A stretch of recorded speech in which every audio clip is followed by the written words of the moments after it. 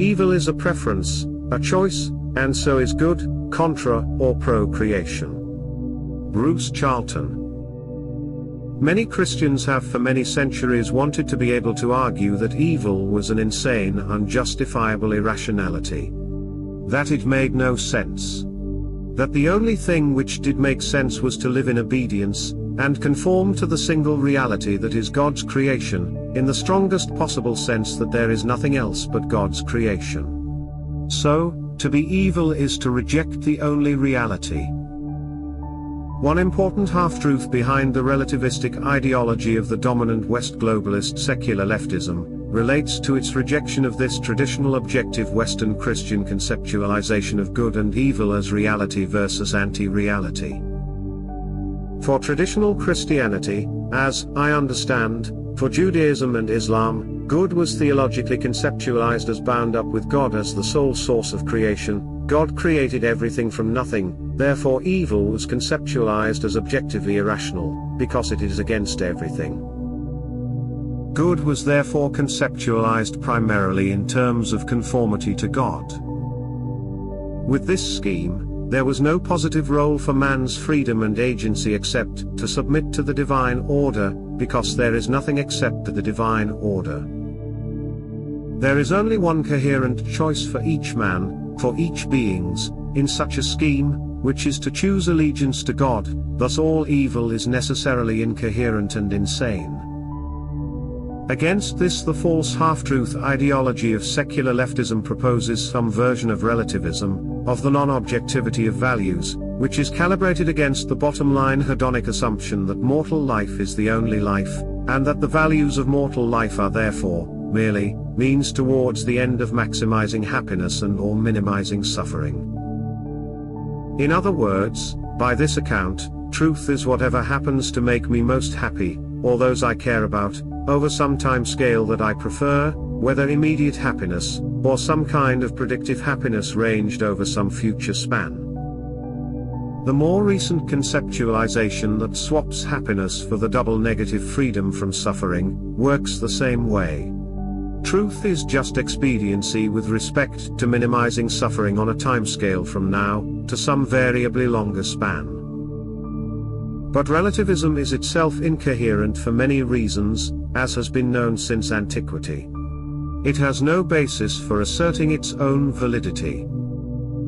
And, after all, why is it assumed to be better to experience happiness and avoid suffering? Supposing I, or somebody else, says the opposite, then that is as true or untrue, and the choice between inverses depends on some utilitarian prediction of the consequences. In practice it is facile to argue that suffering now leads to happiness later, or the opposite, and the wrangling never stops unless coercively imposed. If there are no objective values and all opinions are equally valid, then this assumption, and all other values, can be inverted, for any reason, or for no reason. Yet relativism, in a soft and short-termist sense, clearly has some kind of powerful and lasting appeal when measured, as it is, against the traditional Christian version of values as objective, impersonal, and therefore a matter of submissive obedience to what is asserted to be the nature of reality. I think the element of truth in relativism is embedded in an individual intuition that a moral system which utterly downgrades my individual conscious human to near irrelevance cannot be right. When morality is made utterly objective, nothing to do with me, it becomes simple tyranny. Surely real, spiritually compelling, mortality must be something that is in each of us, from each of us, and not just a thing out there. Surely we must be able to choose our values, or else they aren't values. And surely our choice depends on what each of us is by nature and wants most, on what each of us regards as good, and surely this is the primary moral act. We are confronted by reality, and, on the basis of our specific personal nature, we must and shall choose what will be our overall attitude to that reality. From this perspective, good does not feel like a wholly external reality, and evil does not feel irrational or incoherent, but both and either a choice rooted in what we personally most want among various possibilities. Then, whether we want it here and now, or want it in the long term, a long term that potentially might extend to eternity. So, in mainstream culture, we are apparently confronted with two incoherent and therefore false alternatives, the Christian supposedly being an objective and impersonal morality in which individual discernment has no positive function.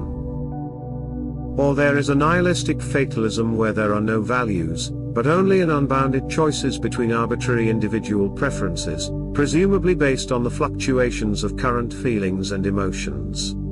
In practice, the choice between relativistic moralities seems to hinge on relative differences in the power to coerce and deceive, desire to belong to particular groups, and the like. My conclusion is that both alternatives should be rejected because incoherent, hence false, and the truth needs to be sought in some other scheme of things. The truth embedded in relativism is that it is possible, rational and coherent that some people, and other beings, can and would choose to reject God and divine creation, would choose not to affiliate to God's hopes and plans. And that rejection is the essence of evil. This rejection is a choice rooted in the fact that although we all are created beings, are indeed children of God, we are not entirely so, and we each and all contain aspects of that primordial self from which we were created, and these primordial selves are each unique. Some primordial selves are less able, or perhaps unable, to love, or maybe the love is present but very weak, and a low priority compared with other desires. Therefore, when confronted by God's creation which is rooted in love and aims at a reality of love, there are some beings who reject that vision, and who are therefore evil. So, I am defining good and evil by either affiliation to God's creative will and plans, rooted in love, or else the active rejection of that, for any reason. There is also, I believe, a theoretical possibility of a wholly passive and personal declining to join the work of creation, a simple opting out, without any attack on creation or any attempt to persuade others to reject God. Just a cosmic no thanks and a reversion to unconscious unawareness in isolation. If this happened, we would not know anything about it except that a being would disappear from creation. As I said, some Christians, and others, want to be able to state that this rejection is incoherent, irrational, illogical, and that evil is objectively impersonally wrong. They want to say that evil is just wrong without reference to any consciousness of any being. But I would say that the objectivity of the wrongness of evil derives from the fact that by rejecting actual divine creation rooted in love, an evil being ultimately places itself against creation as such. To be against creation is not relativistic, it is an objective fact about a being's relationship with God and divine creation. Thus values are not subjective, nor are they objective, values are about a relationship. Evil is not a mistake of itself, but is a choice. There may be a mistake in terms of an evil being wrongly predicting the consequences of rejecting God, rejecting love, rejecting creation. But the error is not a logical one. It's more a matter of getting what you asked for, but not liking it when you've got it. Why it is possible for men, or anything, to reject the divine order. If the theology says that such a choice is incomprehensibly insane, then where could this desire comes from in the first place except from God himself? This logical incoherence has never been clearly explained, and indeed it cannot be made coherent. Because if God created absolutely everything that exists, then the desire to resist God must ultimately have been created by God himself, as must all evil.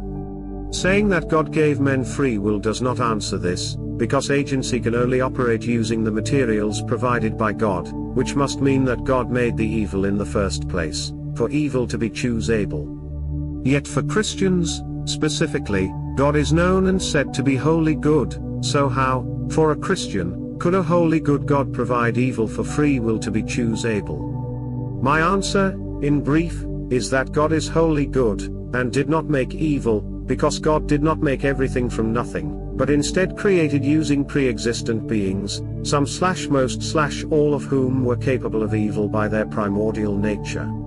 Thus evil has always been present in reality, and God is creatively working towards goodness. The strategy of evil, and how, in principle, it can be defeated. Bruce Charlton. Evil is strategic, it has long-term plans, and these are long-term because behind evil are demons, they spirit beings, who are not mortal, and who don't need sleep. Therefore, behind evil are wills that are active 24/7 and across a timespan greater than human lives. In other words, evil can be unrelenting, when it wants to be, in a way that is impossible for humans. Modern Western people are materialist, hence cannot understand evil, and don't believe that demons are real or possible. This is a disadvantage when it comes to understanding life, and therefore living one's life as it should be lived. Humans don't behave strategically, or only seldom and partially. Most people, most of the time, simply adjust to, take for granted, whatever strategy is governing their lives. They look to be successful, happy or whatever within whatever context is given. For instance, nearly all modern Western people are unaware of, indifferent to, or lazily misinterpret their leaders' recent and current activity of long-term, step-by-step, purposively engineering a global and maximally annihilative war to include their own nations. People may be very concerned by micro-issues, such as the climate-destroying usage of a plastic covering to laminate paper notices, but unconcerned or disbelieving that the contextual, ongoing, strategic intent is to unleash mass destruction in their direction ASAP. Modern people have been systematically degraded on multiple fronts, by alienation, passivity of expectations, confusions, contradictory ideology and statements, by praising and encouraging negative, destructive and sinful motivations, and maximizing addiction to mass and social media, and many other things. We are unhealthy, damaged, disordered, distorted, disorientated. All to an unprecedented degree. The means operate in support of the ultimate end of corruption, which is at the deepest level of false and destructive metaphysical assumptions concerning the nature of reality, themselves, and the relationship, the purpose and meaning of life. All this, and more could be said, seems to make evil so powerful that our situation is hopeless. Yet Christians know that, in principle, from first assumptions, this cannot be true, because God is the Creator, and we are each a beloved child of God. So, we can be sure that our life will have potential for ultimate salvation, and potential for positive learning, for as long as we are sustained alive. But how can this work, given the vast and sleepless strategies of evil? It seems hopeless only in terms of the double negative life purpose of resisting evil. My current best answer is therefore to frame the question in positive terms, asking what is the basis within each of us, from which we can each pursue good.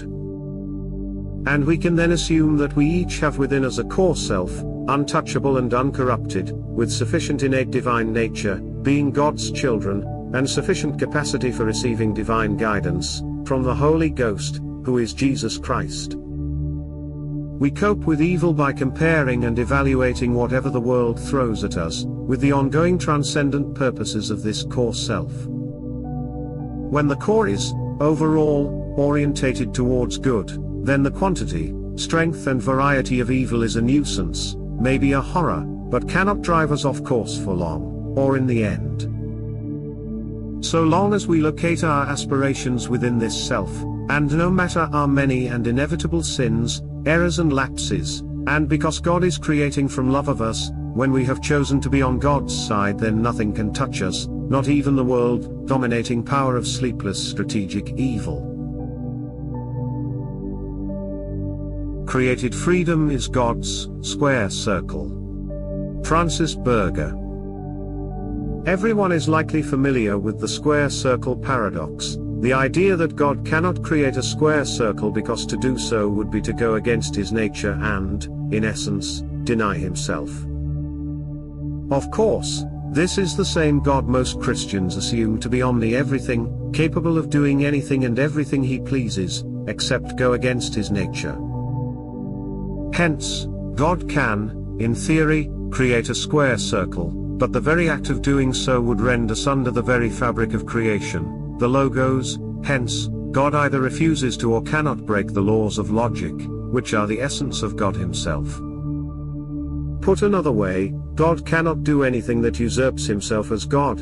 He cannot do the logically impossible.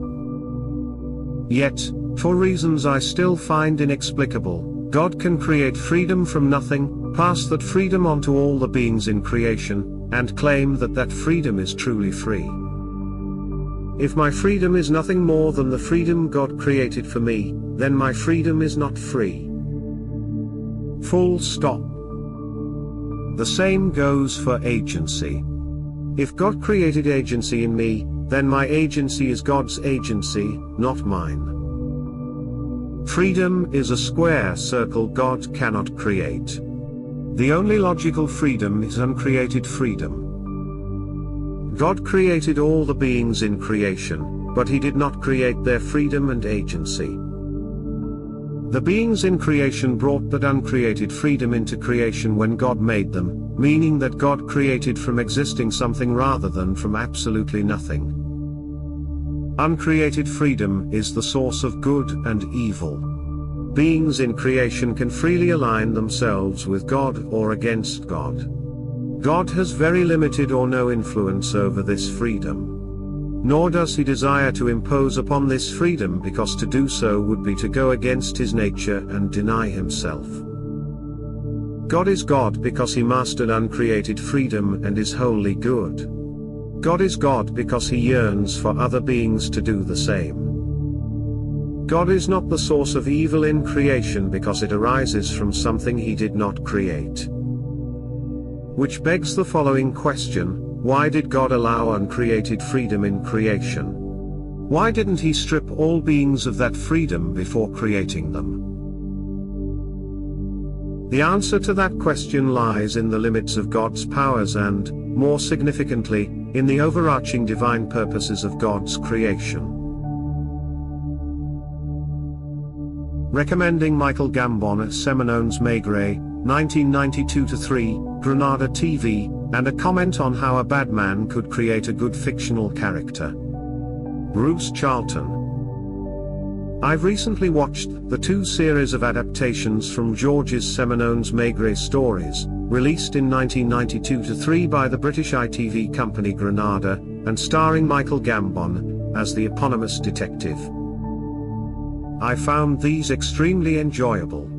They are excellently constructed TV plays, with good teams of actors, and Maigret as depicted by Gambon was a very decent, likable, and impressive detective, which is, for me, a vital aspect in the enjoyment of any such series.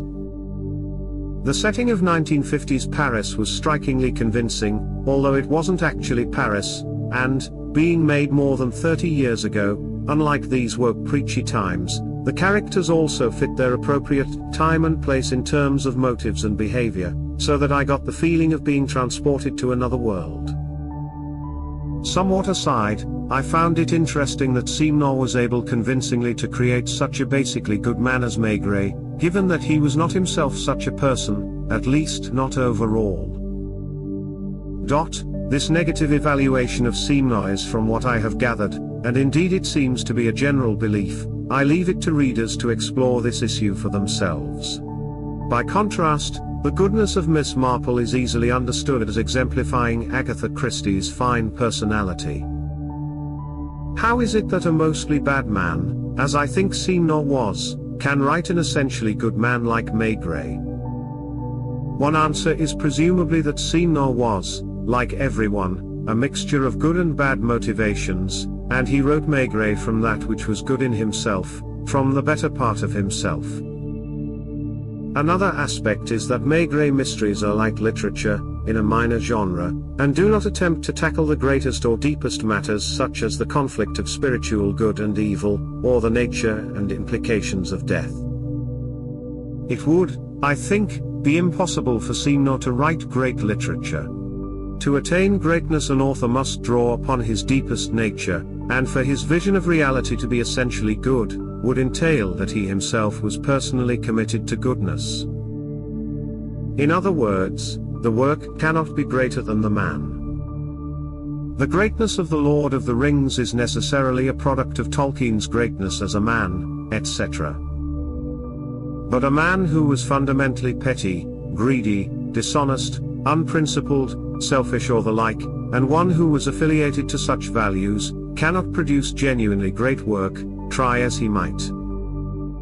Note, of course, an author or other creative artist may be good when producing a masterpiece of greatness, yet may change, may become corrupted, later, and I suggest he would then become incapable of greatness. Something of this kind has, I think, been the case for J.K. Rowling, whose Harry Potter series I regard as great, although at a lower level than Lord of the Rings. The Potter books, especially Deathly Hallows, were written when she was committed to Christian metaphysics and values. But Rowling later rejected her former ultimately spiritual perspective, instead embracing and advocating this worldly secular leftist values. Her post-Potter work is consequently, it seems to me, at a very much lower level. This difference between Simenon and Christie, deriving from their authors, could be encapsulated by saying that Maigret is a good policeman, while Miss Marple is a good person.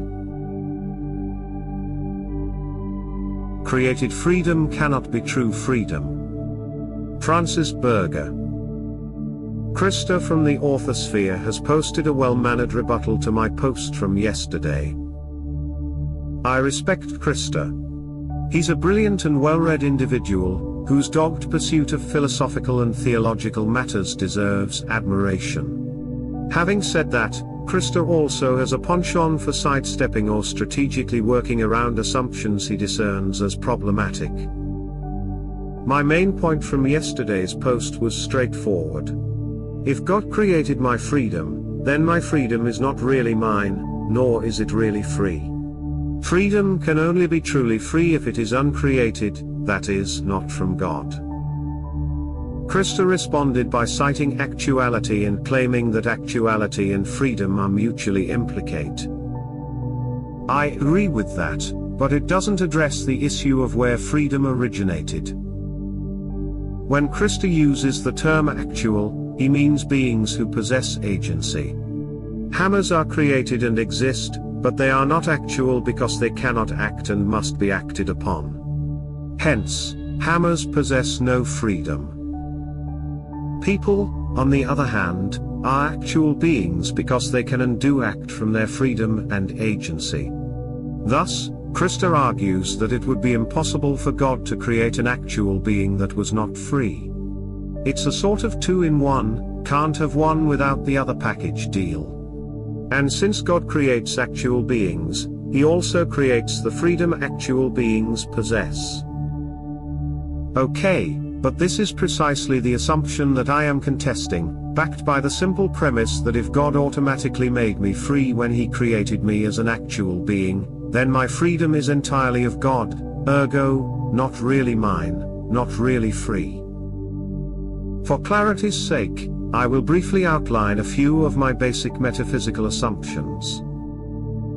I assume that I existed before my present form. I possessed some degree of freedom and agency before God created me into his creation, and I brought this freedom and agency with me into creation as a being. God created my present form, but he did not create my freedom because my freedom was already there, uncreated in my prior form as a being.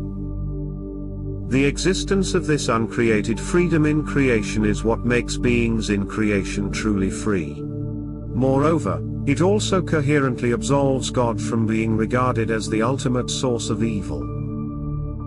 God is the creator, and this is his creation. Yet his creation contains features he did not create, primarily, the inherent freedom and agency of eternally existing beings. I understand the above will strike Krista as anathema because he views freedom from within the framework of a different set of assumptions, including belief in creatio ex nihilo and the omnigod, which I reject. The futility of missionary work. The main thing in avoiding damnation is not conversion to Christianity, but that people want the right things. Bruce Charlton. As of 2024, in the West, I am finding that whether or not a person self-identifies as a Christian, or a Christian of any particular church or denomination, is not of any practical value in establishing which side that person has taken, in the spiritual war of this world. Most Christians are nowadays, it seems to me, on the side of the powers of purposive evil, and some of those who do not call themselves Christian seem likely to be open to salvation. Therefore the old ideal of conversion has come to seem almost irrelevant, and traditional, church membership focused, mortal lifestyle focused, missionary, conversion and apologetic activities have become worthless, or harmful. Although I am sure that apologetics, missionary and conversion work was effective and valuable in the past when men were different, and the situation was different, including the fairly recent past of a few decades ago. What I look for, and most hope for, among those I love, is that they ultimately would want resurrected eternal life in heaven, if they knew that this was a real possibility. And this seems to be mainly a matter of whether that person is capable of, and values above all, interpersonal love in a creative sense, that is, love between people, or indeed beings, for example potentially love of a particular animal/s, such as a pet dog, cat, horse, which is alive, dynamic, and develops, forever. If love is their highest value, for which other goals are willingly sacrificed, then I think such people will choose salvation when it is offered to them, after mortal death, as true, real, possible. In other words, is a person's ideal to live forever in a world in which love is the ruling value. When people call themselves Christian, and lead a devout life etc., but don't want this above all else, then I usually assume that they would not choose salvation, when it comes to the crunch, but something else. Note, of course this all hinges on what is understood by love, and what is regarded as the model for the highest love. I think this is quite simple and everybody capable of love already knows it. By my understanding, the proper Christian model is the interpersonal love between members of a family, i.e. of the best imaginable family, which everyone, i.e. everyone who is capable of love, knows innately, even when he has not personally experienced it in mortal life. This is the proper model for the love of God and by God, and the love taught and modeled by Jesus Christ. High, intermediate, and low-level evil in this world. Bruce Charlton. Low-level evil is the ordinary, everyday, evil exemplified by politicians, managers, journalists, doctors, professors, lawyers etc. in the modern West, and by most of the passive, irresponsible, non-thinking and manipulated masses. Low-level evil is atheist, materialistic, disbelieving in the realms of soul and spirit, this worldly exclusively, and devolves towards hedonistic selfishness. This means that the bottom line morality for low-level evil is how I, currently, feel about things, and how I can feel good about myself/people/things, and avoid suffering, whether physical, social or psychological. In this sense, for low-level evil myself is God, or takes the place of God as the bottom line reality, because there is nothing higher or other than how I currently perceive the situation from my perspective. As I implied, this morality of self-gratification is currently the normal state of values for most people in the West, and characterizes almost all people who have some kind of leadership role, wealth, power, and high status. A level above this in the evil hierarchy of this world are those who exemplify intermediate level evil. These are a kind of elite of power and wealth, or control of resources, including military and police power, although it seems that only some of them are famous or even known about at the lower levels. The intermediate level are the Satan worshippers, the demonic practitioners. Satan is their god, or, at least, the patron to whom they look for protection and favors. Intermediate level evil beings may or may not believe in God as the creator, but they do believe in the spirit realm, and they believe that this world is ruled and controlled by the devil and the demons, the powers of purposive evil. Consequently, they are focused on appeasing and pleasing Satan, by whatever means they regard as effective.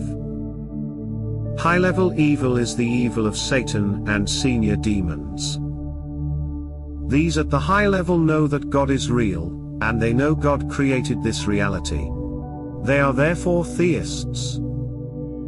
Approaching the highest level of evil, therefore, the goal is partly positive, to retain creation but to take over creation and remake it in accordance with Satan's wishes, to make Satan explicitly the sole god of this world.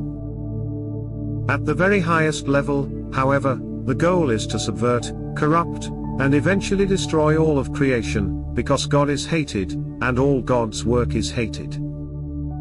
So, at the low, medium and high levels of evil, we have 1. Self-worshippers. 2. Satan worshippers. 3. God-haters. My best guess is that there is only one Satan at a time, at the top of the hierarchy of evil and providing its cohesion and direction. But that there may have been more than one Satan through history. Indeed, I think this is likely, and that the role of Satan has probably more than once been usurped, and the first and perhaps other Satans deposed, given the nature of demons. How long before trad Christians realize that they have picked the wrong religion? Bruce Charlton. I have observed that among traditionalist or trad Christians online, there seems to be a constant apostasy, a leaving of the faith, whether explicitly, or implicit, i.e. by a relentless focus on this worldly and socio-political issues, including, currently, elections. This saddens but does not surprise me. As I read trad Christians, I constantly find the question recurring, how long can it be before they realize they have picked the wrong religion? For some it is the monotheistic omni-God who created everything from nothing, and who demands submission and obedience above anything else. Such Christians can only find an essential and defining place for the work of Jesus Christ, by regarding him as a Trinitarian aspect of the one God, so that Jesus is asserted both to be, and not to be, simultaneously a unity with the Creator and a person separate. But, for trads, God's indivisible oneness is always regarded as primary and foundational. How much clearer, simpler, and more honest, simply to assert the single oneness of God, and regard Jesus Christ as ultimately essential. For other trads, their most viscerally compelling wish is for a particular, hierarchical and patriarchal, relationship between men and women, here and now, in this mortal life and world. This is a thing that some trad Christians apparently desire more than anything else in the world, considering that they never stop writing about it. Yet it is a situation that has never been implemented by Christianity as strongly or as thoroughly as by an already existing and expanding other religion. How long will it be before the trads abandon Christianity altogether, and join the existing major and growing world religion that already and unambiguously provides almost exactly what they really most want? Francis Berger on true freedom, and its centrality to Christianity. Bruce Charlton. Francis Berger has, for some time, been writing on that vital but neglected, and discredited, subject of freedom, in particular how this is absolutely foundational to Christianity. I recommend exploring his blog on this matter, maybe starting here. Freedom is vital to Christians because it is an opt-in religion, and one cannot meaningfully choose without freedom. This fact has often been suppressed and distorted through Christian history, for example by concepts of divine omniscience and predestination, which is why it is so important to get clear. Yet the nature of freedom, what freedom is itself something that has been badly and willfully misrepresented, such that the entire debate is typically framed in such a way as to exclude real and true answers. I mean that discussions of freedom often include built-in assumptions that exclude the possibility of freedom. Unless we do some serious and deep thinking for ourselves, it is unlikely that we will escape these endemic and chronic confusions. And even then it will probably take a good bit of time and effort to escape the toils of misconceptions. It certainly did in my case. A proper understanding of freedom opens many doors. For example, I never could understand creativity, or indeed divine creation, until after I had understood freedom. Even more crucially, I never could understand God, or our relationship with God, until I had grasped freedom. There is no more important subject. A refreshing fast. William Wildblood. I've recently spent 10 days away from the media, television, the internet, the news, everything. Aliens could have landed and I probably wouldn't have known. A politician could have said something sensible. I've just been walking, swimming in the sea, eating freshly caught fish and drinking local wine. When you return to simplicity, the absurdities of modern life are even more absurd, but at the same time so ridiculous you know they cannot last. They are not like the rock in the first picture or the sea in the others, not parts of solid reality. They are seen as terrible aberrations but essentially trivial, even childish. They will be swept away eventually, though they may do a good deal of damage before that happens. But they will pass. This is one of the supposed sites of Atlantis before its destruction. I don't believe that theory because, for one thing, it is in the Aegean, not beyond the Pillars of Hercules, i.e. Gibraltar, and, for another, the volcanic eruption that put paid to the Bronze Age site in present-day Akrotiri, was in the 16th century BC, and Atlantis went down long before that. But archaeological digs have revealed a thriving, well-developed and prosperous prehistoric city that probably traded with Minoan Crete and ancient Cyprus, a major source of copper. Apart from the usual pottery vessels and, less romantic but more practical, advanced, for the time, drainage system, the site has revealed numerous beautiful frescoes such as the ones below. All the men in the paintings have ruddy skin while the women are white, which perhaps reflects ideas of masculine and feminine beauty. Or maybe the men just worked outdoors more. There are also pictures of blue monkeys, now in the local museum. When you consider these are over 3,500 years old, it makes you curious to hear their music too. Would it have been of the same quality? It's spiritually healthy to get off the internet completely and away from the world for a while, but one can't remain lotus eating for long or one becomes soft. That doesn't mean we should spend too much time online, but we are here to overcome the world both out there and within ourselves, and so for now it's back to what is amusingly called reality. It's a pity some of the pictures overlap with the text at the side, but they look better bigger. They can rationally subvert all concepts, except individual beings. The AI/transhumanist agenda is about the illegitimate subversion of beings. Bruce Charlton.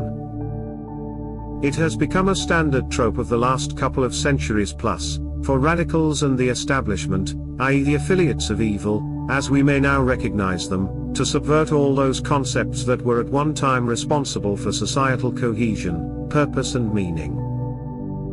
All kinds of law, for example, have been subverted, whether legal system laws, scientific laws or the laws of religion. Most people have long since been persuaded that, at the very bottom line and ultimately, these and other laws are man-made, contingent, labile, and expedient. They cannot be a fundamental basis for life, because they are not fundamental. Such subversion has been possible because it is true, so that even when the motives for subversion are evil, and the motives for retaining the reality of laws are good, this does not matter over time and in the end, because the laws just aren't really real. What then is really real? The answer is what I call beings. Those entities of which we are an example, and so is God, Jesus Christ, every person, animal, plant and mineral. All are either a being in their own right, or else a component part of a being. As a strand of molecules may be a component of a plant or animal being. By my understanding, beings are the irreducible entities of reality. As irreducible and fundamental, beings cannot be defined, although we can list some of their attributes, such as aliveness, consciousness, the capacity for growth/development/self-reproduction, purposiveness. So although they might legitimately, logically, rationally, truly, be able to subvert most things and reveal them to be contingent, they cannot legitimately subvert beings. Beings are the primary reality, hence indestructible. But of course they are trying illegitimately to subvert beings. I.e. by falsehoods to persuade people that beings are not the irreducible components of reality, but that beings are really just things that can be manufactured, programmed, replaced or destroyed.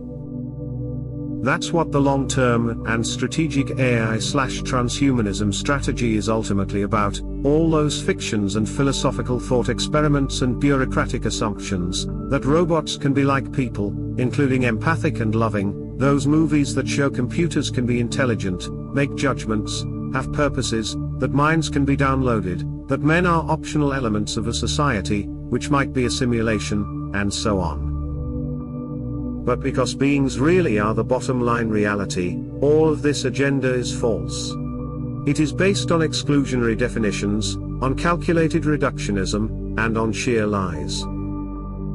It is designed to persuade, to brainwash actually, people into regarding themselves as not beings, into behaving as not beings, into treating each other as not beings, ultimately, into thinking and experiencing as not beings.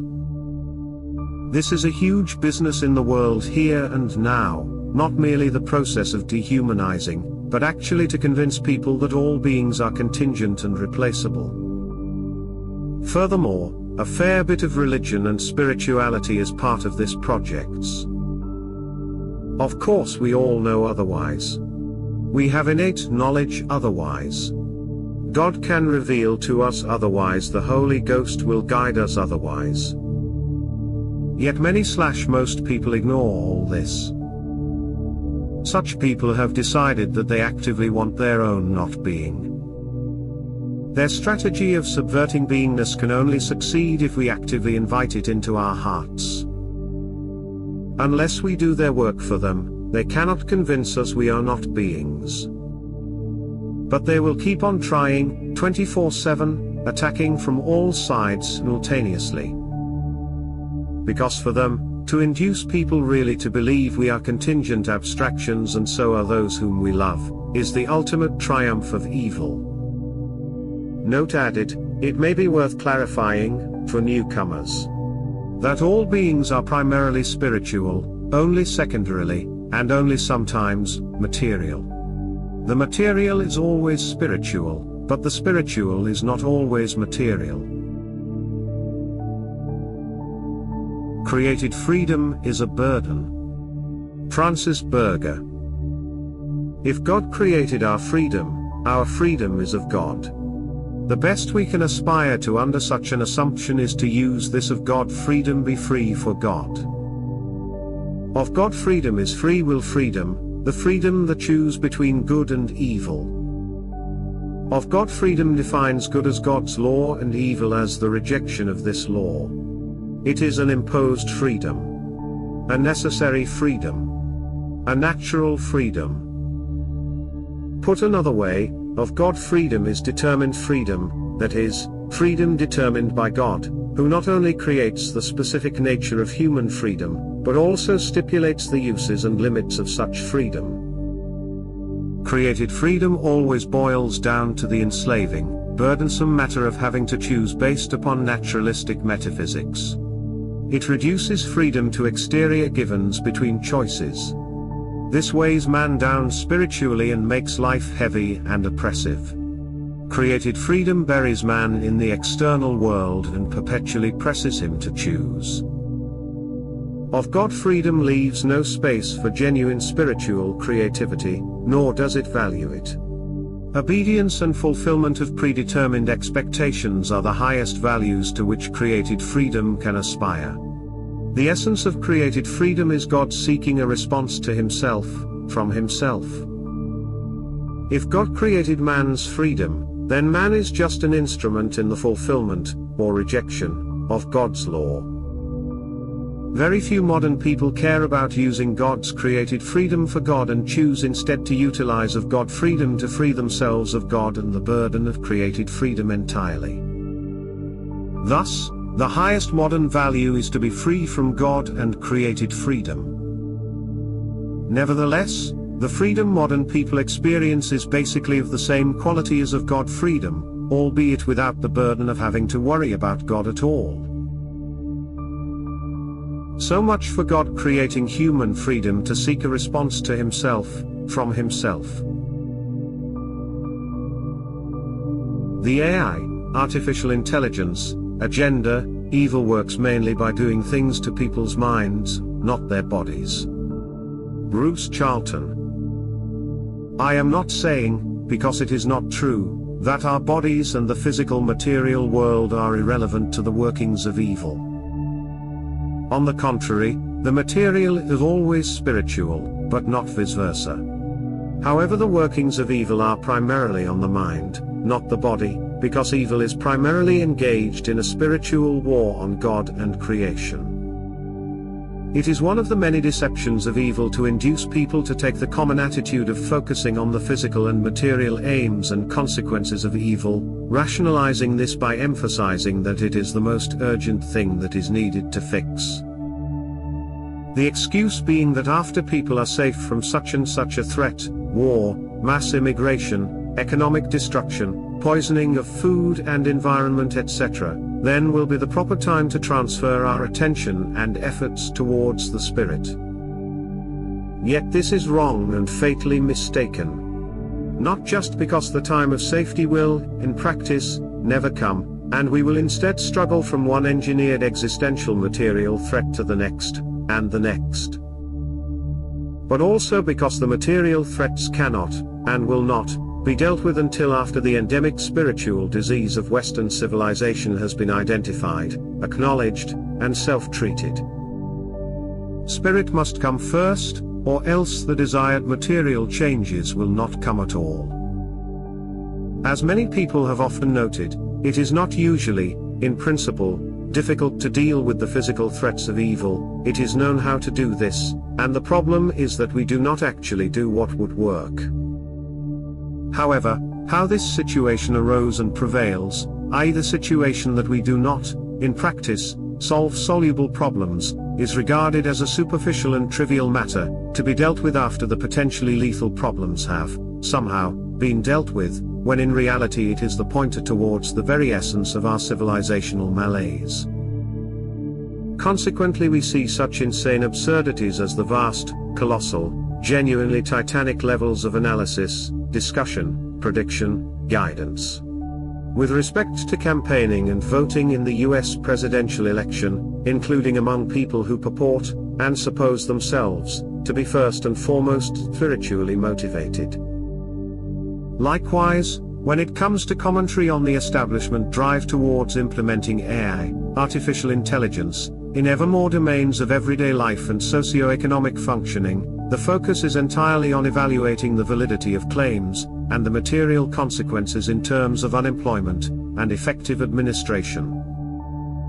Yet, behind the establishment puppets and dupes who do all this implementing, and who devise the oceanic AI-related propaganda in novels, movies, plays, computer games, etc., are demonic spirits for whom this agenda is primarily spiritual, not physical, not material, not civilizational. we need to focus on the strategy behind, or below, all the huge, persisting, multi-pronged tsunami of AI. The soft cell of awareness-raising, arts and media depictions, the profit-luring, and the hard managerial compulsion. Beneath this lies a whole underworld of demonic scheming that intends to corrupt human minds, not just control or destroy human bodies. Unless this evil purpose of mental shaping with respect to AI is acknowledged and identified, then human beings are just mind putty for the agenda of evil. We all were born with an innate archetype of the real nature of God the Creator. Bruce Charlton. Because God is the Creator, and our loving parents, God has ensured that we innately have everything we need in terms of understanding God and our proper relationship with God. If this was not innate, then it could not be depended upon, and obviously God wants to make sure that every one of their children will come into this world equipped with everything required for attaining salvation and theosis.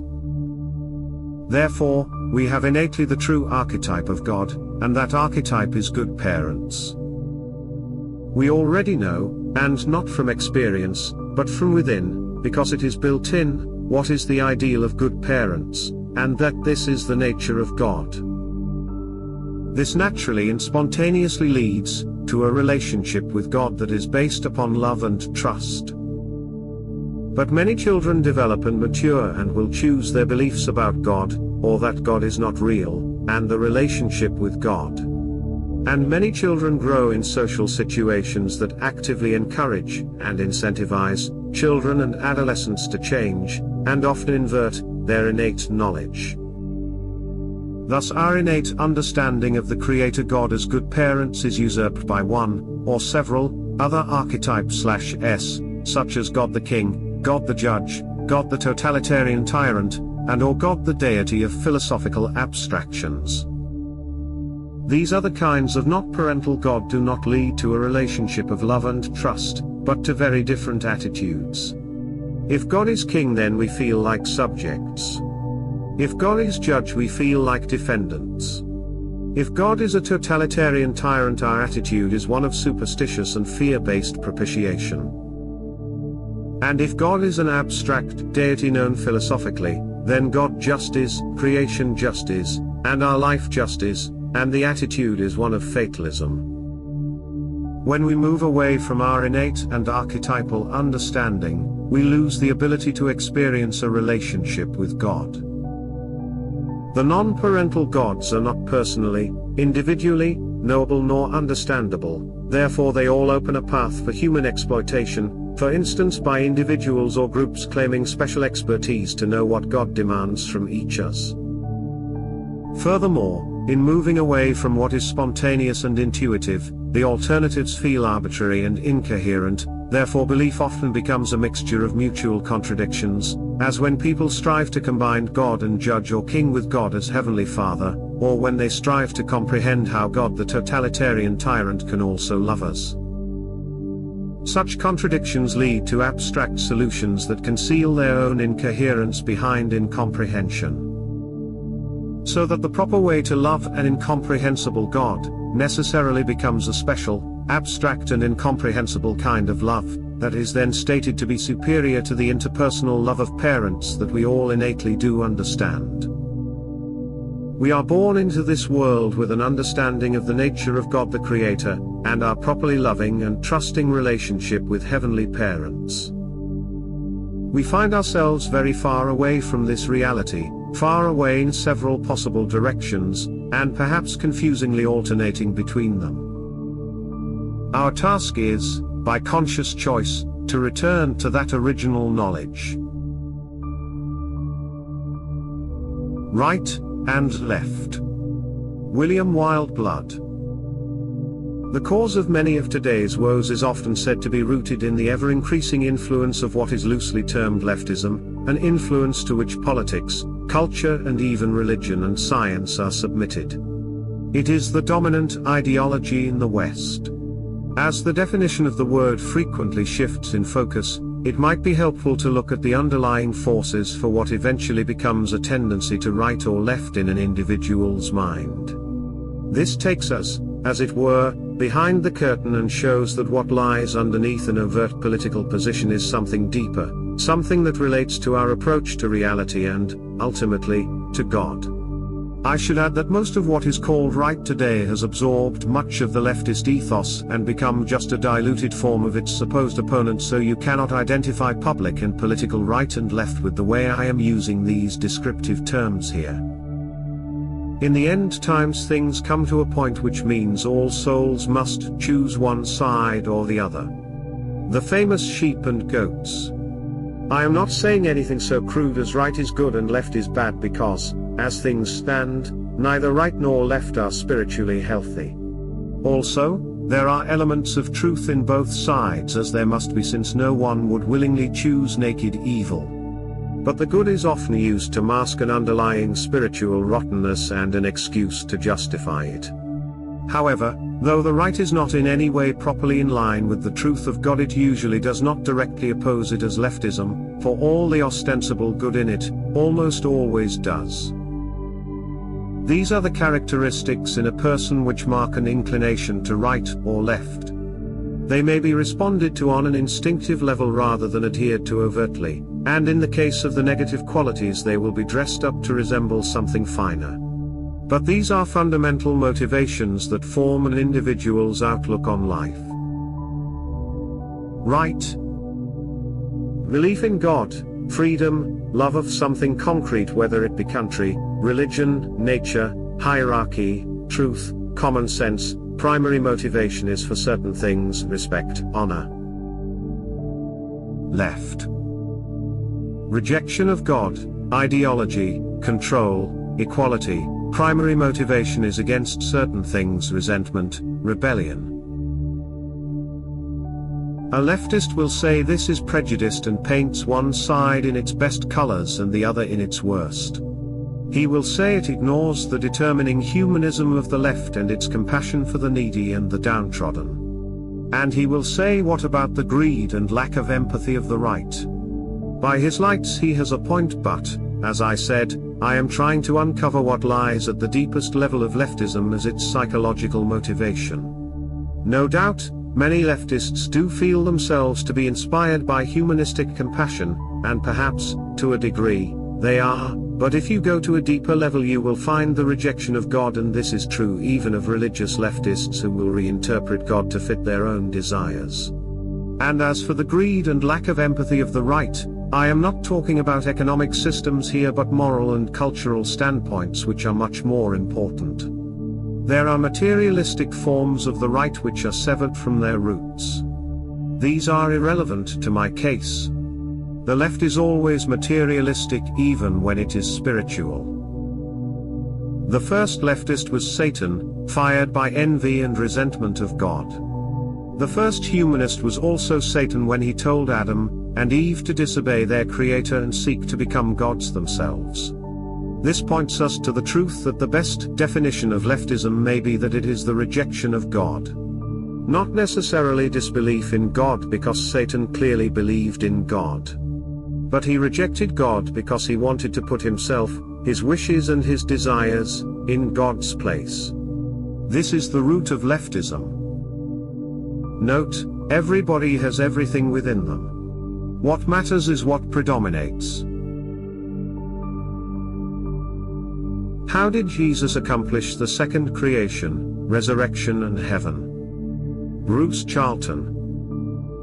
Jesus Christ's work came naturally to him, he was not acting upon instructions. When he awoke to his divine creativity, Jesus knew what needed to be done, because he was a man, as well as perfectly aligned with God's creation, and he spontaneously realized that what men needed to live wholly by, for and from love, was eternal heavenly life, that is, to be saved from evil, entropy and death. Jesus knew this for himself, and from himself. But partial notions of the idea were also, apparently, according to some historians, implicit in some of the ideas of his time and place, found in places such as the Hebrew, Greek and Roman religions. These may have been confirmation or a clarification, but were not the origin. All humans who grow up into the dawn of consciousness know implicitly what is needed for the purity and completion of our mortal lives, and so did Jesus, but Jesus knew it explicitly. And because Jesus was wholly aligned with divine creation, this happened at the time of his baptism by John, and motivated solely by love of God and fellow men. What Jesus knew and willed, was thereby created. That is how divine creation works, without intermediary. Indeed, all true creation works that way. Once created, it is directly, intuitively, available to all of goodwill, aside from communication. For Jesus, to know what is good, is to desire and make it possible. Jesus began to teach that eternal resurrected life was now possible for men who chose it, but to attain the perfection of love eternally, they must die and be born again. And they must want to live by love, above all else. However, it was not necessary that men be told of resurrection in order for them to choose it. The soul after death had always moved to various states of being after leaving behind the dead body, destinations such as reincarnations, or underworlds, or demonic affiliations, as hinted by the various recorded ancient religions. The second creation by Jesus now became available to the soul after death, including those who had previously died, as a new possibility, as a possible choice. A choice never previously available until the work of Jesus, impossible to God the primary creator, and only possible to a mortal man who attained complete alignment with God's primary creation. Resurrection to eternal heavenly life thereby immediately became possible after its creative conception, without need for Jesus himself to die and be resurrected, as was shown by the resurrection of his beloved disciple Lazarus. Jesus then demonstrated how things could be, by his own resurrection and his temporary return to work among his disciples, and many other people. But the second creation was made for all the beings of the first creation who desired and chose it, post-mortally, not just those beings who had heard about it, and not just human beings. Charlton's best post this year, so far.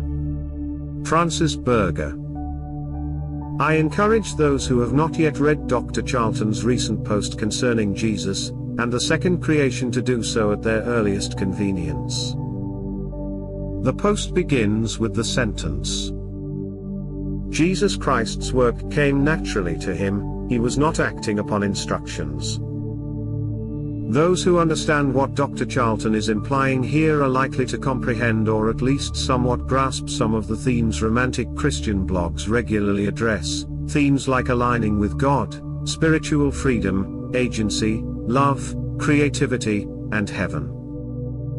Those who do not understand or resist the implications in the sentence above, and the post as a whole, would be well served by contemplating Dr. Charlton's post from a perspective that willingly moves beyond ingrained, inculcated metaphysical assumptions. The very essence of what Christianity is, or should be, may just come to light, at least at the personal level. Instant nostalgia, and Camberwick Green. Bruce Charlton. As a young kid, the only children's television was very old reruns on lunchtime BBC, entitled Watch with Mother, which was immediately followed by Listen with Mother on BBC Radio, the home service. Our small, monochrome, blurry TV also had a radio receiver built in, as modern digital TVs also do. TV comprised Andy Pandy, the Wooden Tops, Bill and Ben the Flowerpot Men, and a handful of others. These had only a few episodes each and continually recycled, which repetition is, of course, perfectly congenial to the young child. Then when I was about 7 years old, some new children's TV programs were made, including Camberwick Green. These were apparently filmed in color, although initially broadcast in black and white, which was all that most people possessed in the UK in the middle 1960s. Initially, from the later 60s, there was only one of the 3 TV channels in color, namely BBC Two, with limited distribution, and few people possessing the needful equipment, and it only broadcast briefly during the evenings. I could see these new kids' lunchtime programs only in the school holidays, and already felt a bit alienated from them, i.e. an observer, not an immersed participant, as I sensed they were pitched at kids younger than myself, not that that stopped me enjoying them, then or now. Maybe it was partly that sense of having grown up, and the newfangled business of making fresh TV, but I watched the first broadcast of Camberwick Green with some brief suspicion, before being won over. And I recall that the title sequence and theme tunes seemed instantly sad and sweet, and loaded with nostalgia, even from the very first time I experienced them. It was instant nostalgia, and perhaps only at 7 years old did it become possible for me, as a child, to feel such a thing. Later on, this emotion, or, more than an emotion, became a familiar accompaniment to many of the happiest and deepest fulfillments of life, a sense of inevitable loss, and the preciousness of the present moment. The title sequence of Camberwick Green, especially the theme music composed and performed by Freddie Phillips, is exceptionally good. First a silent, earnest, clown winding the titles, and accompanied by a little arpeggiated glockenspiel tunelet, with one sour note, just like the instruments at school. Then this week's main character rising from an old wooden music box. Music boxes are a surefire way to evoke nostalgia in me, with its gorgeous aspiring melody, apparently played on 2 mandolins. No wonder I still remember it. 2 kinds of Christian belief in the nature of God's provision of the requisites for salvation. Bruce Charlton. Because God is the Creator and loves us each as His children, therefore, either 1. Even if all trace of Christianity had been utterly forgotten, or was eradicated from the world, if the Bible was destroyed or corrupted, all Christian churches annihilated, all Christian teaching and theology inverted to evil, or if somebody had never heard anything about Jesus Christ, then God would ensure there was a personal and effective path to salvation for every human being on earth. Or 2. God would ensure that Christianity would never be forgotten, and would not be irradiated from the world. For instance, A. God would ensure that the Bible was written, collected and edited truthfully, preserved through all history, and made available to all those who could benefit from it, for as long as there are souls to be saved. And or B. God would ensure that the true Christian church would survive spiritually intact and salvifically effectual no matter what, for as long as there are souls to be saved. What I am articulating is that all Christians would probably agree that God would ensure that, no matter what, and so long a man continues on this earth, because he is the Creator and loves us each as His child, God will be able to provide whatever is needful for every man's resurrection and eternal life in heaven. But there is a qualitative difference between, on the one hand, those who believe that this would and must be done by the preservation of the generically available means to salvation, for example Bible, true church. And, on the other hand, those who believe that God does not need any worldly means of salvation, and could and would provide the knowledge and guidance required for salvation directly to each and every human being. A distinction between the essential provision of the requisites for salvation being either by generic, group means, or direct and individual knowing. Note, directly meaning by some combination of the innate and naturally known, acting within each individual, with external spiritual guidance apprehended by the soul. Further note, the 2 kinds of Christian belief can also be understood as between those believing that God works for the salvation of men considered as groups, tribes, nations, church members, of civilizations, and with God primarily working at the group level, and those who believe God works for the salvation of men as individuals, one at a time, ultimately with each person an unique salvific project. The marvellous originality and profundity of the Mormon theology of eternal marriage. Bruce Charlton. I have given up on trying to persuade others of the wonders of Mormon theology. Instead, I will here merely vent some of my enthusiasm. Even Mormons regard their theology as very much subordinate to specifics of this world practice in the CJCLDS. And hardly anybody else outside the CJCLDS, although a few, is sufficiently interested even to engage with the subject, often because of ineradicable ignorant hostile prejudice. But for me, I don't know that I have come across any richer source of metaphysical originality and genius across the span of Christendom, as in Mormon theology. One of the greatest insights of Mormon theology was that God, the Creator, is the eternal and loving marriage of Father in heaven and Mother in heaven. In other words, God is a dyad, not one. Properly understood and explored, this can be an astonishingly rich insight into the fundamental nature of reality, transcending centuries, indeed millennia, of false antitheses between monotheism and polytheism. The Mormon concept of God can be the basis of a positive metaphysical concept in its own right, not some combination or compromise of pre-existing concepts. As such, it needs to be understood in its own right. The Mormon Church, the Church of Jesus Christ of Latter-day Saints, has confused and distorted matters, in this as in several other ways, by claiming that such eternal sealed marriage is possible among mortal men and women, here on earth, and restricted to the administration and approval of the CJCLDS. This is understandable, perhaps it is and was inevitable, yet we must distinguish the reality and truth of things, as separable from the compromises and practicalities of organizing and maintaining a church, in this world. But this is not merely something that demonstrably fails in practice, since many sealed marriages have ended in divorce, but is clearly impossible in theory, due to the basic nature of human beings and our life in this entropic and evil world.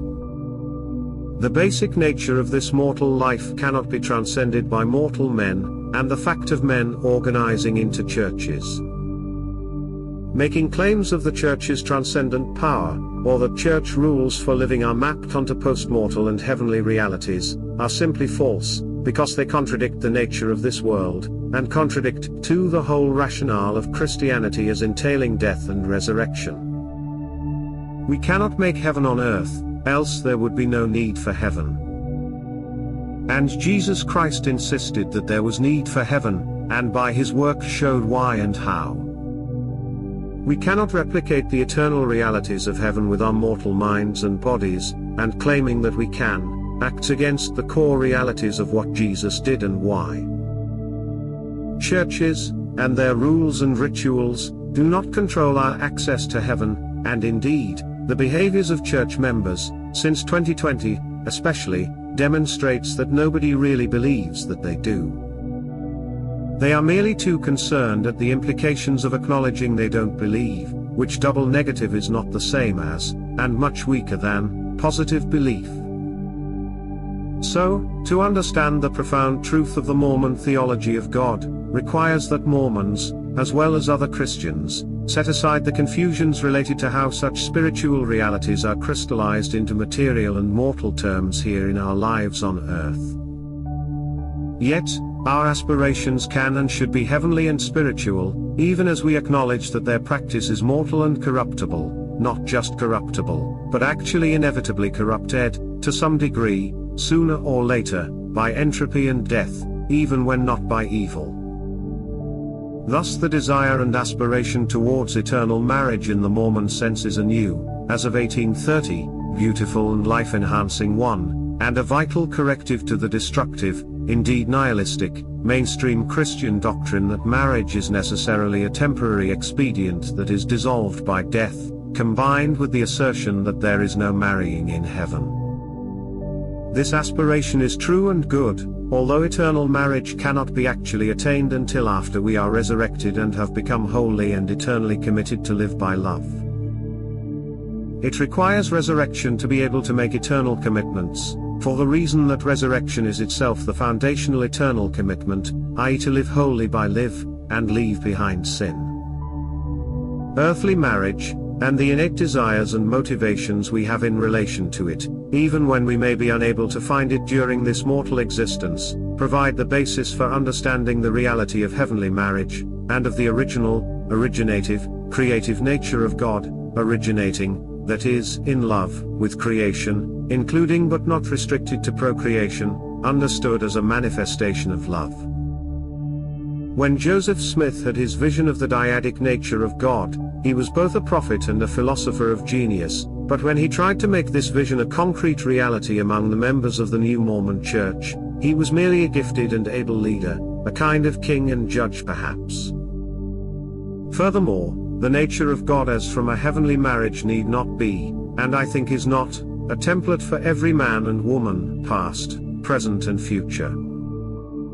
Christianity is for individual persons, and entails that each individual person affiliates to divine creation. I don't see that this entails that everybody ultimately wants the same thing, indeed that would seem vanishingly unlikely.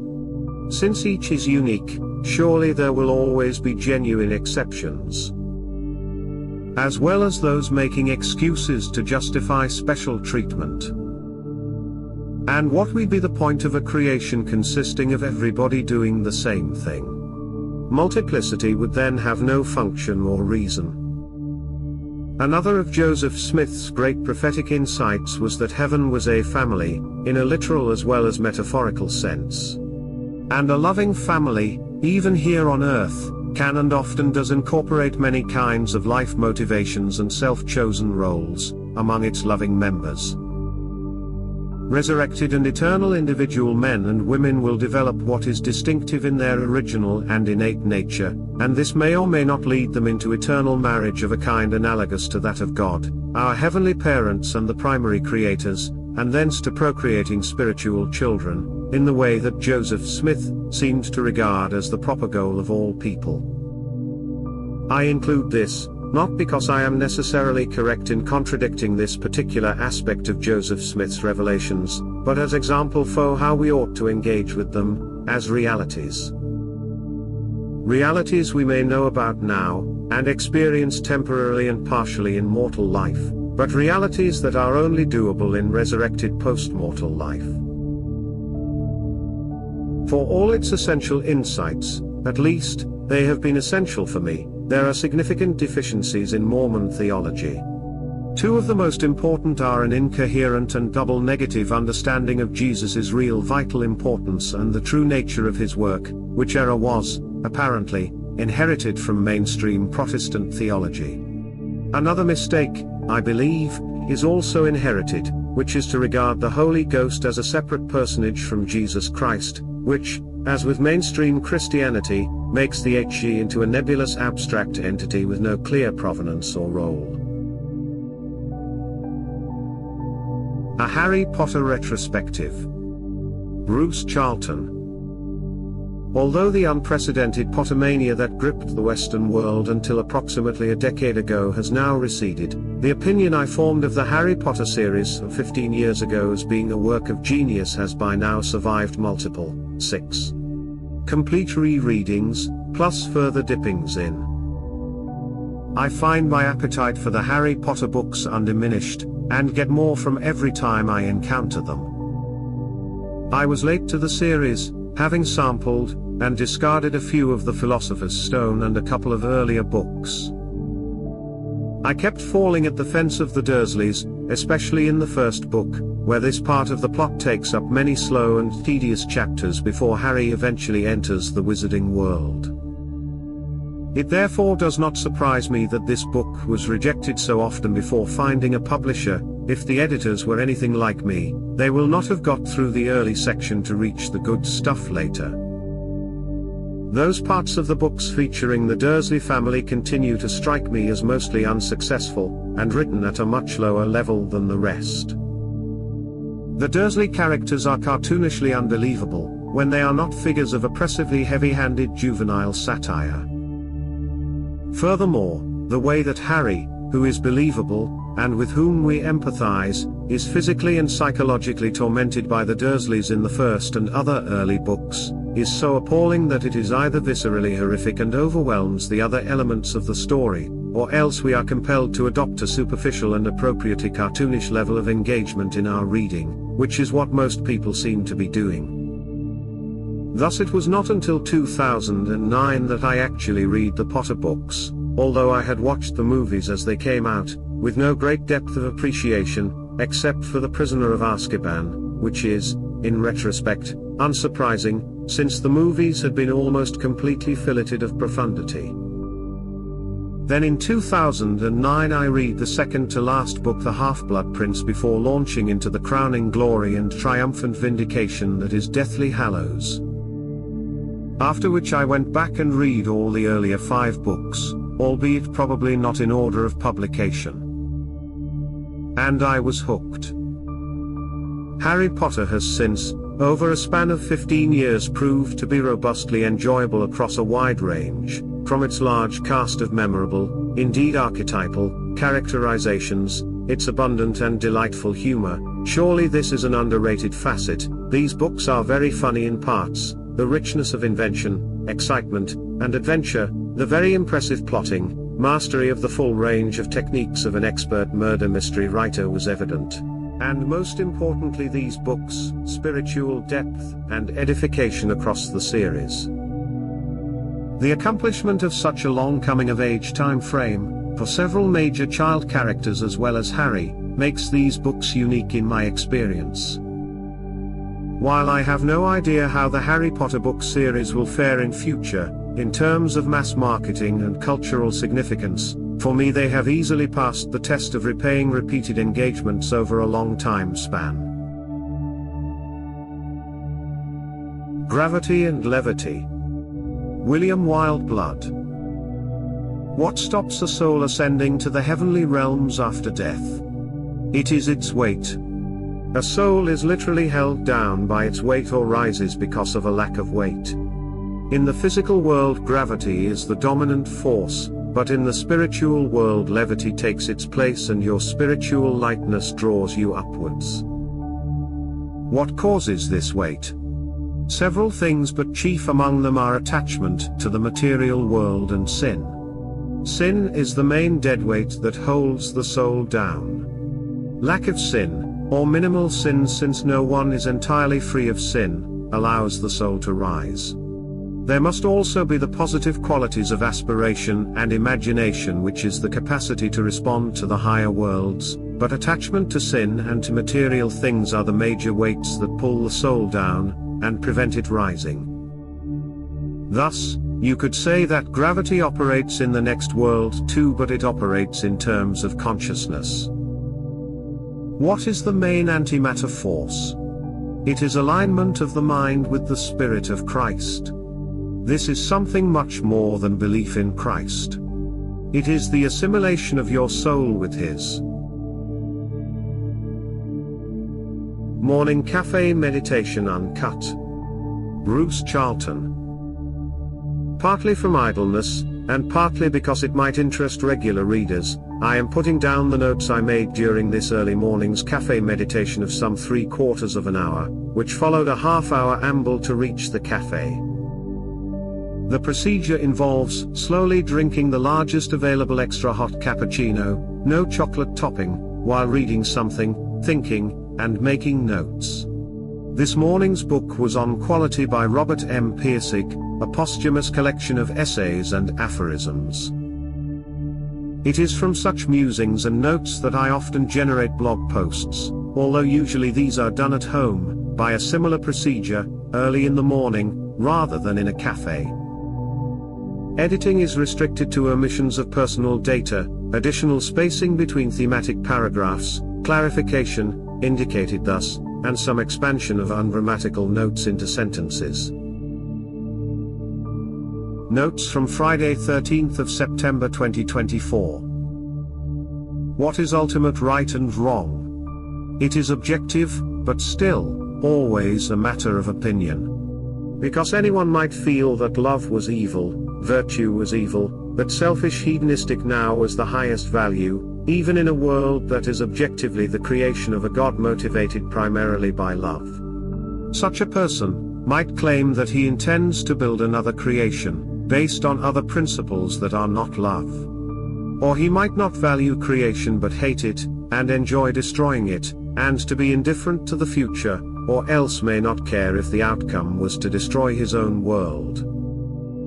The point is that the first creation is threatened by evil, even as by the continual erosion of entropy.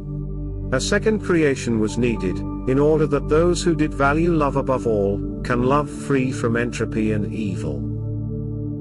Pirsig's metaphysics of quality, explicit in Leela, implicit in Zen and the art of motorcycle maintenance, is true enough, but just floats unsupported as an assertion. It can't explain 1. How we could know it truly, 2. Why we ought to value it. Why should we value values?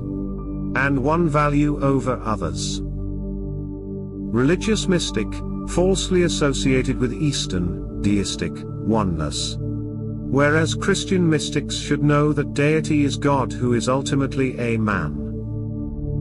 The problem with Pirsig is that quality points at creation, a creator, and we could only know this is God loves us. The problem of Christianity's greatest monotheistic rival is, how do you know? If God is as they say, then nobody would know anything about God. For Christians it is, why should I believe you, and do what you say? God is my Father as much as yours, and loves me. If all is one, then everything is one, there are no values, no truth, no anything. Death is life, pain equals pleasure, action equals inaction. But people use bits of religion 1. As palliative 2. To justify control, both by dishonesty and sleight of hand. Purpose is a problem for many religions. Why do this not that, anything rather than nothing? To attain salvation? Yes, but why does it need to be attained? Choices? Yes, but why are there choices? And all this is passive. Love, yes, but then what? A further factor is needed, consciousness, creation, development, and our unique individual primordial self. That has a purpose, a teleology, inbuilt, as well as chosen. Unless values, purpose etc. are inbuilt innate, then life is passive. If life is passive, it is futile, it is not really real. If self is unique, it includes purpose, as well as consciousness. The material, boundedness, are appearances for what is real, and physically unbounded. Yet the spirit seems to be affected by proximity. If the physical is concentrated spirit, this is explicable. When we incarnate, our spirit becomes concentrated. This increases consciousness. Maybe that's a rule. Consciousness is enhanced by concentration of a being. But perhaps also with concentrated/material beings. Which is why/how we are alienated. Why we are split, why self-consciousness reduces automatic awareness of other beings as conscious etc. A physical being's consciousness may seem absent, for example between liver and lungs, white and red blood cells, or molecules and atoms. This is because consciousness is more concentrated in modern men. Until, eventually, consciousness is aware only of itself. Consciousness soul, Steiner's term, good name for it. Metaphysics of quality is true, and good, but unmoored and unjustified, dismissible as one man's intellectual construct. Needs God, creation, a loving God to provide purpose and value for Moke etc. Pirsig was inexorably prejudiced against Christianity, against God, could not distinguish church from reality. Atoms are peripheral to physical/material being, away from the concentrated consciousness. Dynamic quality equals direct knowing, or heart thinking/intuition. A term of Pirsig's. and, no doubt, the experiment derived partly from a make-believe conceitedness on my part that, like Pascal, Thoreau, or Wittgenstein, a few people might actually be interested by my unstructured stream of consciousness. Cringe, but some truth to it. However, having done this experiment, and found that the business of transcription has taken much more time and effort than I hoped and expected, and that the good stuff, as it seems to me, is buried among the relative dross, today's practice may not be repeated. The cusp of a new era. But not the age of Aquarius. Bruce Charlton. It is very interesting to me that many people could foresee, before it had actually become evident, that the millennium would be the end of one age of the world, and the beginning of another. But it is not surprising that everybody who tried to describe what the new era would look like, got it very wrong. Indeed, it was usual to regard the post-millennium world with a diffuse, because dewy-eyed, optimism, as the dawning of an age of Aquarius, peace and free love, free drugs, constant rock music, and a great deal of singing and dancing. Well? Not exactly. Indeed, 60s style freedom is nowadays regarded as evil in the mainstream, and as for dancing. People dance less often, and less joyfully, now than at any time in history, including during the decade of Puritan Commonwealth, and far, far less than during the premillennial decades.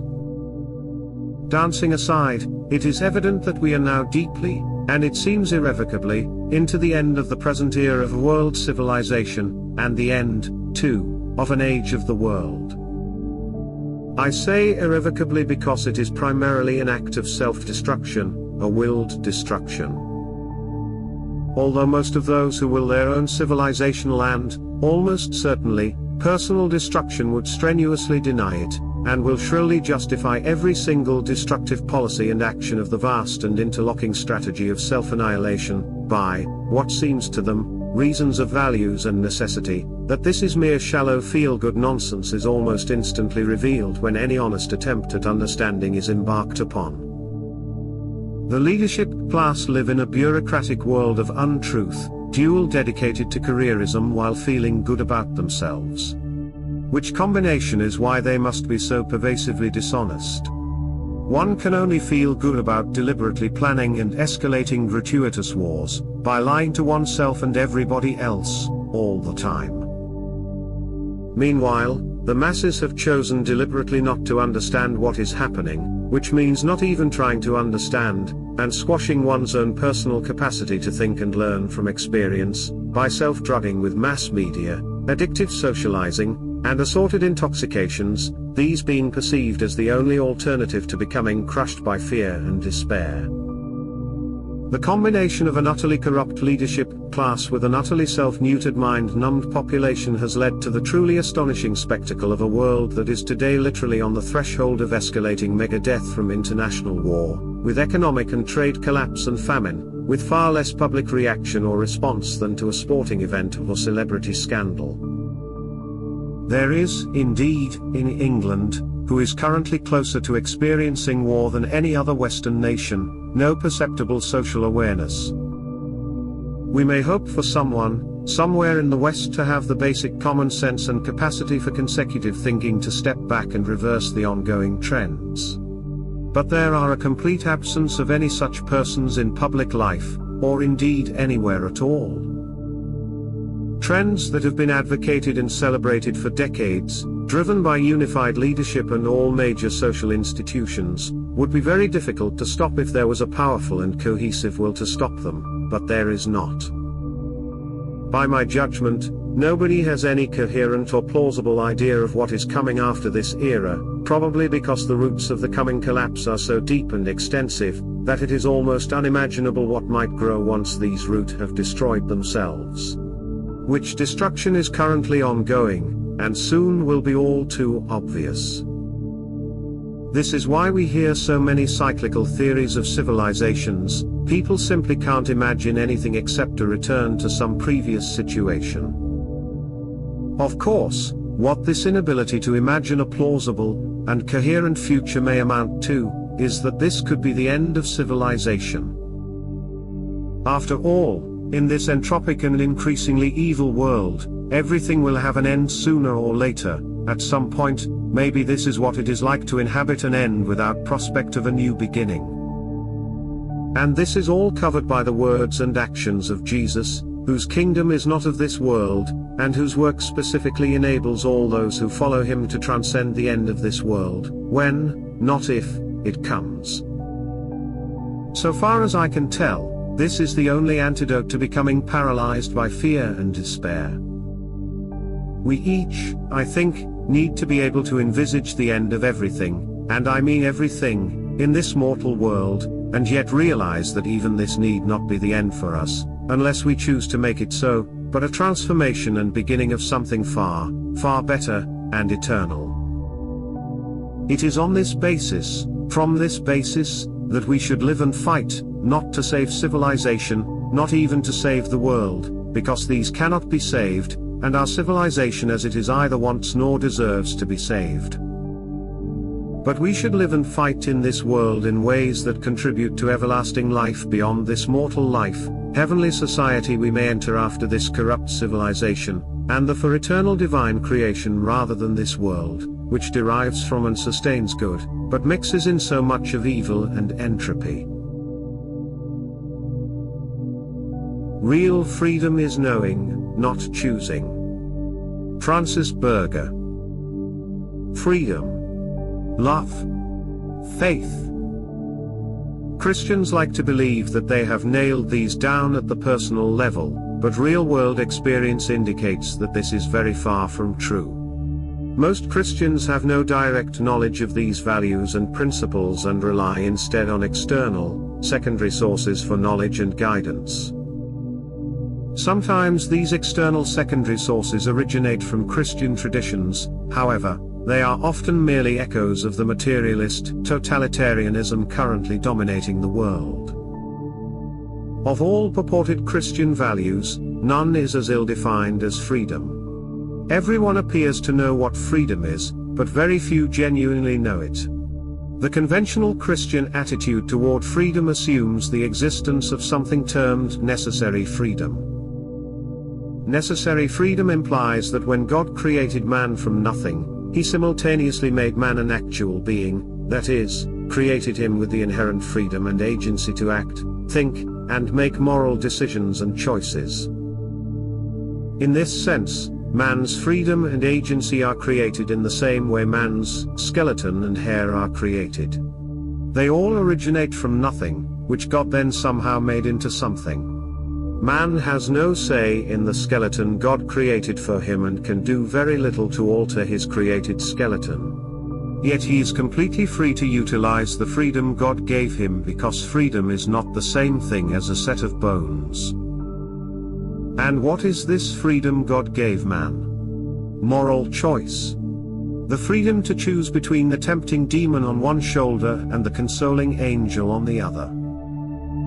Depictions of such choices usually involve a subject agonizing over which to choose, the demon or the angel. The dilemma usually involves some externally imposed circumstance in which the individual must choose.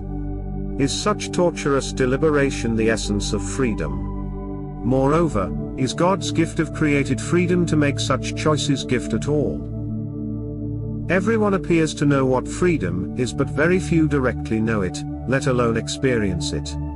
Choosing what to have for lunch or which car to buy represents a scant definition of freedom. Moreover, the act of choosing itself is often tiring and burdensome, and doubt usually mars the brief liberation we experience after having made our choice. Maybe I should have had the fish. Perhaps the Corolla was the better option. Fear of missing out. Fear of a better option. Multi-billion-dollar advertising and marketing firms pummel and manipulate you and your supposed created free will choices incessantly, day in, day out with this stuff. Let's kick up the moral implication a few notches. Maybe I should have cheated on my wife with that hot secretary. Perhaps getting the peck during the birdemic was not the best decision after all. None of this is true freedom. The above does not imply that such externally imposed moral choices are avoidable in mortal life. All I am saying is that racking one's brain over the demon and angel presents an extremely limited understanding of what freedom comprises. Freedom is bigger and deeper than that. To begin to address what I mean, I turn to Dr. Charlton, who recently posted some interesting observations concerning Jesus and the second creation. Quote, Jesus Christ's work came naturally to him, he was not acting upon instructions. When he awoke to his divine creativity, Jesus knew what needed to be done, because he was a man, as well as perfectly aligned with God's creation, and he spontaneously realized that what men needed to live wholly by, for and from love, was eternal heavenly life, that is, to be saved from evil, entropy and death. Jesus knew this for himself, and from himself? End quote. Jesus knew what needed to be done. He knew this for himself, and from himself. In other words, Jesus knew what he needed to think and do directly. His alignment with God and creation elevated him far above the level of created freedom and its free will choosing. To put it another way, do you think Jesus knowing what needed to be done involved a prolonged deliberation with himself about choices? Do you think he agonized over angels and demons on his shoulders before committing to the second creation? No, as Badiah observed. Christ was a free man, the freest of the sons of men. He was free from the world, he was bound only by love. Christ spoke as one having authority, but he did not have the will to authority, and he was not a master. Jesus exemplified an entirely distinct level of freedom that I have often referred to as spiritual freedom. The essence of spiritual freedom lies not in making the right choices among externals, the essence of spiritual freedom lies in not having to choose at all. The essence of spiritual freedom involves knowing exactly what to think and do for yourself, from yourself. The business of choice based primarily on external factors or secondary sources never enters the equation. Jesus was the freest of the sons of men because he liberated himself from the necessity of choosing between externally imposed, worldly factors. No angel or demon dared perch on his shoulders. Of course, we are not Jesus, yet he did call upon us to be free. As the Grand Inquisitor in Dostoevsky's The Brothers Karamazov notes, Jesus sought to increase man's freedom. How? By following his example and striving toward spiritual freedom, the sort of freedom that should come naturally once one accepts that heaven and eternal resurrected life are possible. The old Inquisitor considers this Christ's folly. He accuses Jesus of expecting too much of man because the last thing man yearns for is freedom, to say nothing of increased freedom. In other words, the last thing men want is direct knowledge. The last thing men seek is to know good and evil for themselves, from themselves, using Christ's image only as a guide. The last thing men desire is to be free of the world, assured of the knowledge of eternal, resurrected life. Such freedom is far too burdensome, and they will avoid at all costs in favor of submission to externally imposed choices and angel/demon wrangling. The last thing men want is to know that their freedom is inherently theirs. That it is uncreated. That they brought it with them when God formed them into creation. That they are ultimately responsible for that freedom. That the whole point of creation and Jesus' second creation is the authentic spiritual operation and alignment of that freedom via direct knowing, not free will choosing. This is difficult to achieve consistently in mortal life, yet not impossible, at least intermittently. We should strive for spiritual freedom at all times, motivated by the knowledge that every experience of direct knowing not only sets us free but also provides a small, faint glimpse of the overarching purpose of creation and heaven. Direct knowing is spiritual freedom, and there should be nothing nebulous about any of that.